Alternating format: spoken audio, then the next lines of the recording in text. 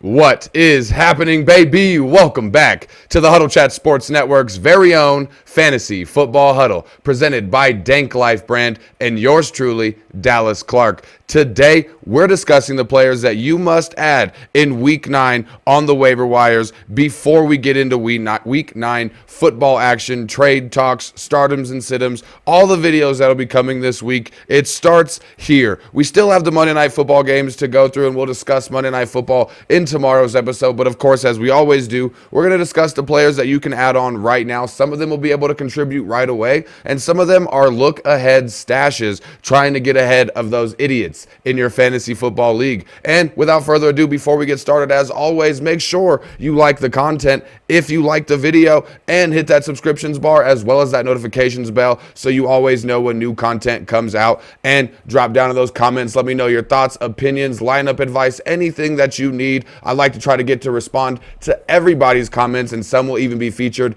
in our videos. So without further ado, let's fill up our cup, roll something up, and get right into the Week 9 waiver ads. Of course, these are going to be players that are going to be rostered in under 40% of leagues in most cases. We got to start with the obvious ones. Cedric Tillman from the Cleveland Browns. He had 9 targets, 99 yards, 2 touchdowns. Everybody was kind of looking at him, flirting with adding him to their team last week, but we now see that Jameis Winston has revived this offense, similar to what Andy Dalton did in Carolina a few weeks back. And you're also looking at tons of passing volume coming from Jameis Winston, and that's just going to bode well for Cedric Tillman. So Cedric Tillman can definitely be an interesting add for you if you're desperate at wide receiver right now. Another addition that we talked about a lot last week, and a lot of people were talking about last week, probably the most attention-grabbing player from last week's waiver episodes throughout the entirety of fantasy football analysis was Ricky Pearsall. Probably is best rostered he's probably already rostered in everything but your deep leagues.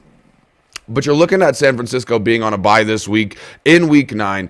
So he may get dropped for people that are desperate and need an option now. So keep an eye out on Ricky Pearsall. He did have the 4 targets on 38 yards plus 39 yards rushing. I mean, and in your second NFL game after being shot 2 months ago is absolutely amazing. The attention he was getting in this offense. You're looking at Deebo Samuel taking yet another injury. It seems to be something week after week after week with Deebo Samuel.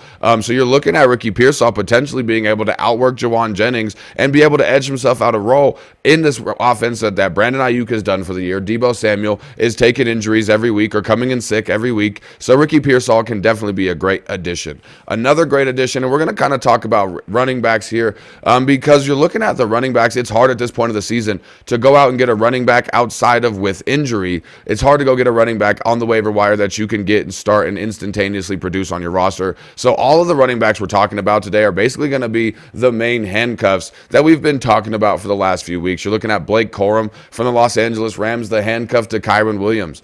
Just like most of these handcuffs, he's one injury away from being locked into a top 20 running back role, and he's one of the top handcuffs that there can be found right now. Kyren has played extremely well, but he has taken on a monster workload this season. So you're looking at Blake Corum potentially being a great stash late season for your team. You're also looking at Ray Davis from the Buffalo Bills, we talked about last week as well.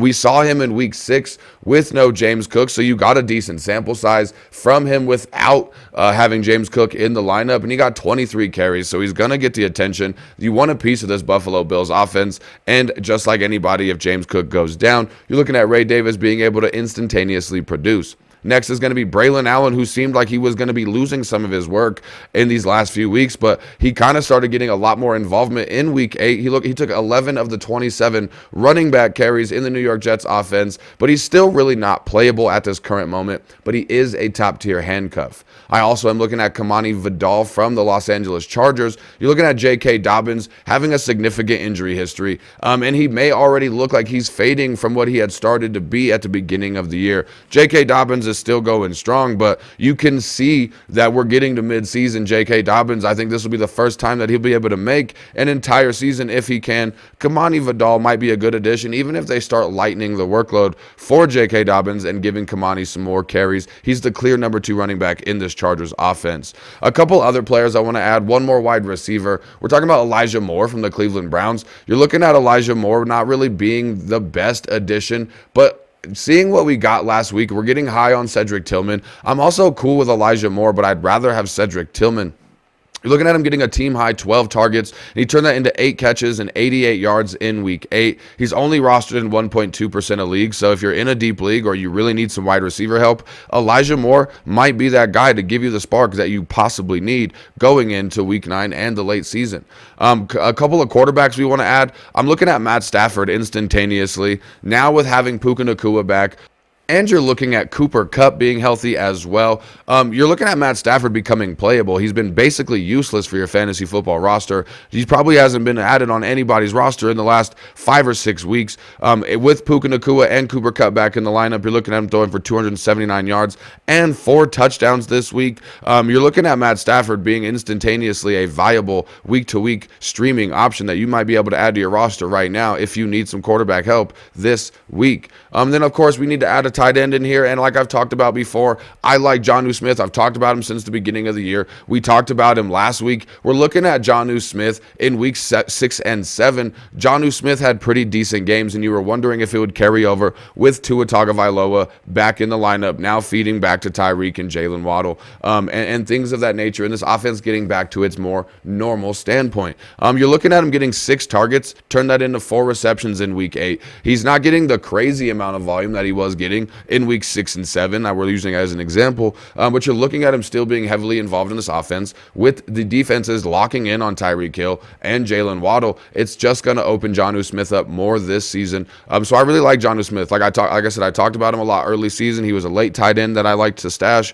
And Jonnu Smith has been somebody we've been talking about all year long. If you need tight end help, Jonnu Smith is probably the premier waiver wire tight end you need to be adding. That's going to do it for today's episode. I wanted to make it nice, quick, and concise for you guys. That way you get all the information that you need, because who needs their time wasted? That's going to be it, everybody. Make sure you guys always keep your chin up and your attitude down. I'll see y'all next time. Peace out.